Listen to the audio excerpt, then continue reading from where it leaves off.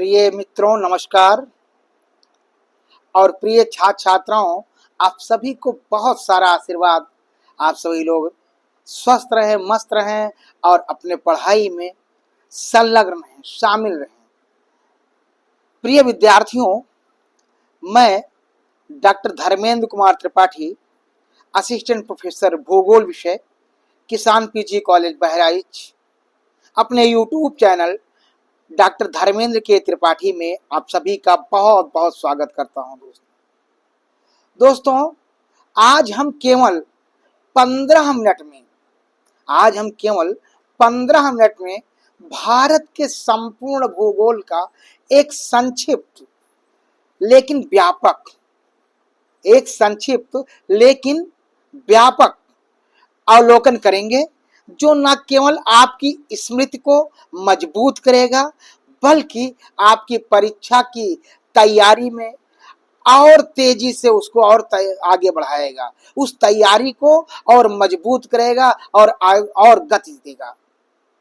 विद्यार्थियों, यह वीडियो चाहे यूपीएससी हो, चाहे एसएससी हो, चाहे रेलवे हो या पीसीएस हो या नेट के एग्जाम के लिए हो, अन्य सभी एग्जाम के लिए जिसमें भारत के बारे में जो सामान्य परिचय है, जहां जहां आवश्यकता पड़ती है, उसके बारे में आप सभी को बताया जाएगा, जो सभी परीक्षाओं के लिए प्रिय विद्यार्थियों बहुत ही महत्वपूर्ण वीडियो है ये। तो आइए बिना समय गंवाए हम लोग चलते हैं भारत के बारे में। बिना कुछ समय गंवाए हम लोग आइए चलते हैं भारत के बारे में। विद्यार्थियों, जैसा कि हम सभी लोग जानते हैं कि भारत एक महान देश है और इसकी सभ्यता एवं संस्कृति उतनी ही पुरानी है जितना स्वयं मानव। बहुत ध्यान से सुने, 15 मिनट में बहुत इंपॉर्टेंट चीजें बताने का प्रयास कर रहा हूं, जो आपकी परीक्षाओं के दृष्टिकोण से बहुत महत्वपूर्ण टॉपिक है। विद्यार्थियों, हमारा देश भारत एक महान देश है जिसकी सभ्यता एवं संस्कृति उतनी ही पुरानी है जितना स्वयं मानव पुराना है।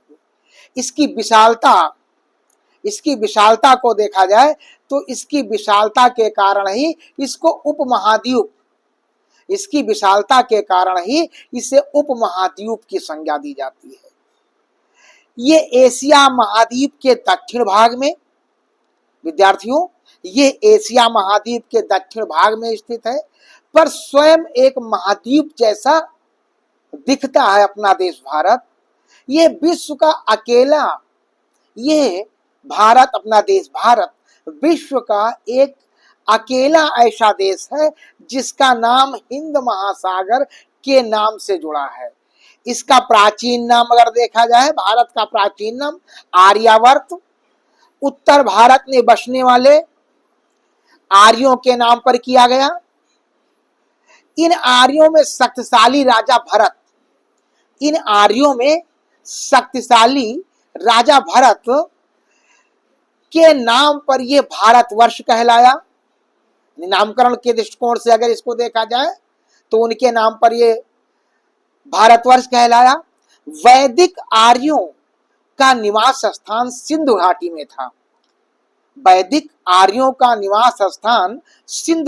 में था,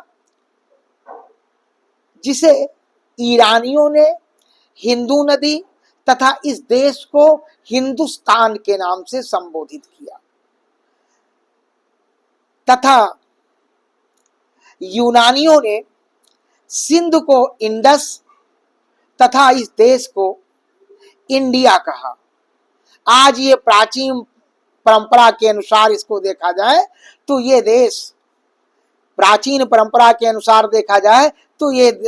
भारतवर्ष के नाम से ये देश जाना जाता है। विद्यार्थियों, इसकी आकृति को अगर देखा जाए तो भारत की आकृति चतुष्कोणीय है। ये दक्षिणी एशिया के मध्य में स्थित है। भारत देश दक्षिण एशिया के मध्य में स्थित है। इसके पूर्व में इंडोचीन प्रायद्वीप, पश्चिम में अरब प्रायद्वीप, अक्षांशीय दृष्टि से उत्तरी गोलार्ध का देश है तथा देशांतरीय दृष्टि से कोण से अगर देखा जाए तो ये पूर्वी गोलार्ध का देश है। ठीक है। अगर इसकी जलवायु के दृष्टिकोण से भारत देश को देखा जाए तो समूचा भारत देश लगभग मानसूनी जलवायु वाले क्षेत्रों में आता है, जिसका विस्तार उष्ण तथा उपोष्ण दोनों कटिबंधों में पाया जाता है। इसका क्षेत्रफल 32,87,263 वर्ग किलोमीटर है। इसका क्षेत्रफल 32,87,263 वर्ग किलोमीटर है। ये विश्व का 7वां सबसे बड़ा देश क्षेत्रफल के दृष्टिकोण से अगर देखा जाए तो ये देश अपना देश भारत विश्व का 7वां सबसे बड़ा देश है। इससे बड़े क्षेत्रफल की दृष्टिकोण से अगर इससे बड़े देशों को देखा जाए तो रूस, उन देशों में रूस, कनाडा, चीन, अमेरिका, ब्राजील, ऑस्ट्रेलिया, ये 6 देश जो है इससे बड़े देश हैं और भारत 7वें स्थान पर आता है प्रिय विद्यार्थियों। ठीक है। इस बात का विशेष रूप से एक चीज और परीक्षाओं में बहुत पूछा जाता है, देश का उत्तर दक्षिण विस्तार अगर देखा जाए, इस देश का अगर उत्तर दक्षिण विस्तार देखा जाए तो वो 3,214 किलोमीटर, उत्तर दक्षिण विस्तार 3,214 किलोमीटर और पूर्व पश्चिम का विस्तार 2,933 किलोमीटर और पूर्व पश्चिम का विस्तार 2,933 किलोमीटर। ठीक है। यह देश भारत जो विश्व का मानक समय है उससे 5.5 घंटा, जो विश्व का मानक समय है उससे 5.5 घंटा आगे है। कर्क रेखा भारत के मध्य से गुजरती है। भारत का मानक समय भारत के राज्य उत्तर प्रदेश के शहर प्रयागराज के नैनी नामक स्थान से लिया जाता है। विद्यार्थियों, भारत में जो मानक समय लिया जाता है वो रेखा भारत के उत्तर प्रदेश, मध्य प्रदेश, छत्तीसगढ़, उड़ीसा और आंध्र प्रदेश, उत्तर प्रदेश, मध्य प्रदेश, छत्तीसगढ़, उड़ीसा तथा आंध्र प्रदेश। ये बहुत महत्वपूर्ण प्रश्न है, ये अक्सर परीक्षाओं में पूछा जाता है कि किन राज्यों से होकर भारत की जो मानक समय की लाइन है, रेखा है, वो गुजरती है। तो इस बात को प्रिय विद्यार्थियों आप सभी लोग याद रखें अच्छे से कि भारत का मानक समय 82.5 डिग्री पूर्वी देशांतर पर स्थित है, जो भारत के राज्य उत्तर प्रदेश के शहर प्रयागराज के नैनी नामक स्थान से लिया गया है, जो 82.5 डिग्री पूर्वी देशांतर पे स्थित है। और ये जो रेखा है ये उत्तर प्रदेश, मध्य प्रदेश, छत्तीसगढ़, उड़ीसा तथा आंध्र प्रदेश 5 राज्यों से होकर गुजरती है। तो इस बात को ये परीक्षाओं में अक्सर पूछा जाता है विद्यार्थियों, तो इस बात को आप सभी लोग विशेष रूप से याद रखें। भारत की अगर तटीय सीमा को देखा जाए तो तटीय सीमा की लंबाई 15,200 किलोमीटर, भारत के तटीय सीमा की लंबाई, विद्यार्थियों ध्यान दें, भारत के तटीय सीमा की लंबाई 15,200 किलोमीटर तथा मुख्य भूमि से तटीय सीमा की लंबाई जो है 6,100 यानी 6100 किलोमीटर। और द्वीपों सहित अगर संपूर्ण क्षेत्रफल को देखा जाए तो यह है, द्वीपों सहित समेत कुल तटीय सीमा आती है 7,516.6 किलोमीटर। इस प्रकार भारत की कुल सीमा को अगर देखा जाए तो 22,716.6 किलोमीटर। यह भी प्रश्न पूछा जाता है अक्सर प्रतियोगी परीक्षाओं में। ठीक है विद्यार्थियों, इस बात का आप सभी लोग विशेष रूप से ये ध्यान रखें। अगर भौगोलिक दृष्टिकोण से देखा जाए, अगर भौतिक दृष्टिकोण से देखा जाए तो भारत में मुख्यतः भारत को भौतिक आधार पर निम्न आधारों पर बांटा जाता है। नंबर 1 उत्तर का मैदान, नंबर 2 प्रायद्वीपीय पठार, नंबर 3 तटवर्तीय क्षेत्र, ठीक है, नंबर 4 पठारी क्षेत्र, उत्तरी मैदान, सबसे पहले हिमालय, उत्तर का विशाल जो हिमालय है, फिर सतलज गंगा ब्रह्मपुत्र का मैदान है, फिर प्रायद्वीपीय पठार है, फिर तटीय क्षेत्र है। ये बहुत महत्वपूर्ण है। हिमालय के भी 3 भाग हैं, हिमाद्र, हिमाचल और शिवालिक। उत्तरी मैदान में अगर देखा जाए तो उत्तरी मैदान में विद्यार्थियों गंगा ब्रह्मपुत्र बेसिन उपजाऊ तथा घनी आबादी वाला, यह विश्व का सबसे घनी आबादी वाला क्षेत्र है और सबसे अधिक खाद्यान्न उत्पादन करने वाला क्षेत्र है। प्रायद्वीपीय पठार में अगर देखा जाए विद्यार्थियों तो ये दक्कन का पठार, विदर्भ और बुंदेलखंड। तटीय क्षेत्रों में अगर देखा जाए तो तटीय क्षेत्रों में कोंकण, मालाबार, पूर्वी तट, कोरोमंडल, उत्तरी सरकार। अगर द्वीप में देखा जाए तो अंडमान निकोबार और लक्षद्वीप। भारत की अगर नदियों और जल निकाय को देखा जाए तो हिमालयी नदियां सिंधु, गंगा, ब्रह्मपुत्र नदी। प्रायद्वीपीय नदियां अगर देखा जाए तो गोदावरी, कृष्णा, कावेरी, नर्मदा, ताप्ती। जो हिमालय से निकलने वाली नदियां हैं जो मैदानों में बहती हैं, वो उनका फैलाव, उनकी चौड़ाई ज्यादा होती है, जबकि जो नदियां दक्षिण के पठार में बहती हैं वो सकरी होती हैं, घाटियों वाली होती हैं। उनका जो है, उनकी नदियों की चौड़ाई कम होती है विद्यार्थियों। ठीक है।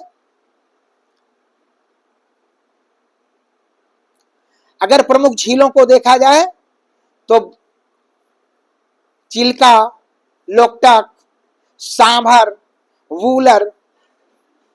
अब यहाँ की अगर जलवायु को संक्षेप में देखा जाए तो भारत की जलवायु उष्णकटिबंधीय मानसूनी, दक्षिण पश्चिम मानसून जून से सितंबर तक, उत्तर पूर्व मानसून अक्टूबर से दिसंबर तक, उत्तर जलवायु क्षेत्र शुष्क जिसमें राजस्थान, आर्द्र पश्चिम घाट, पर्वतीय हिमालय।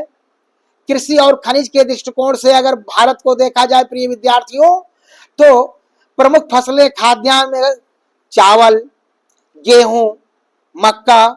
नकदी फसलों में अगर देखा जाए तो गन्ना, कपास, जूट, चाय और कॉफी। खनिज में अगर देखा जाए भारत को खनिज के दृष्टिकोण से अगर देखा जाए तो यहाँ कोयला झारखंड, लौह अयस्क ओडिशा, बॉक्साइट छत्तीसगढ़, पेट्रोलियम असम, गुजरात और महाराष्ट्र, मुंबई हाई जहां है। भारत जनसंख्या के दृष्टिकोण से अगर देखा जाए तो भारत विश्व की दूसरी सबसे बड़ी जनसंख्या है। भारत की विश्व की दूसरी बड़ी जनसंख्या है। जनसंख्या घनत्व में अगर देखा जाए तो उत्तर प्रदेश, बिहार, पश्चिम बंगाल महत्वपूर्ण स्थान रखते हैं। औद्योगिक क्षेत्र के दृष्टिकोण से अगर देखा जाए तो बिहार, उड़ीसा, ये खनिज आधारित उद्योग यहाँ ज्यादा है। महाराष्ट्र, गुजरात, ये औद्योगिक हब के नाम से इनको जाना जाता है। और उत्तर भारत जो है यहाँ पर कृषि आधारित उद्योग की प्रमुखता है। यहाँ पर कृषि आधारित उद्योगों की प्रमुखता है। प्रिय विद्यार्थियों, आज इस संक्षिप्त व्याख्यान में हमने भारत के भूगोल के सभी प्रमुख पहलुओं को एक ही वीडियो में समेटने का प्रयास किया है। यदि आप इस वीडियो को 2 से 3 बार सुनेंगे तो ये आपका क्विक रिवीजन बन जाएगा और परीक्षा में आप निश्चित ही लाभान्वित होंगे। प्रिय विद्यार्थियों, अगर यदि यह वीडियो, विद्यार्थियों और मित्रों, मैं दोनों लोगों से कहना चाहता हूं कि अगर यह वीडियो आपके लिए उपयोगी रहा है तो हमारे चैनल डॉक्टर धर्मेंद्र के त्रिपाठी को सब्सक्राइब करें, अन्य विद्यार्थियों को शेयर करें। मैं डॉक्टर धर्मेंद्र के त्रिपाठी अगली कक्षा में किसी नए विषय पर आपके साथ पुनः उपस्थित रहूंगा। तब तक के लिए आप सभी मित्रों को मैं सादर प्रणाम करता हूं और छात्र छात्राओं को बहुत सारा आशीर्वाद देता हूं।